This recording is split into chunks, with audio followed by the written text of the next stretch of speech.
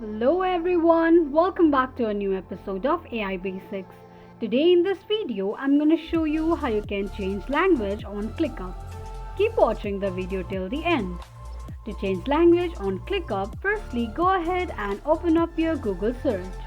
On the search box at the top, type in clickup.com and make a search.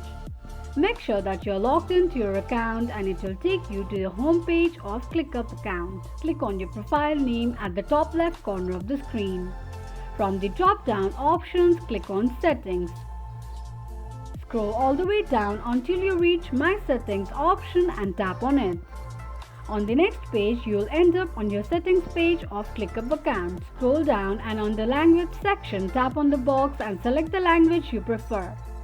This is how you can change language on ClickUp accounts quickly and easily just in few steps. If you have any thoughts or queries, let us know in the comment section. Don't forget to subscribe to our channel. Also press the notification bell icon so that YouTube will notify you whenever we post a new video.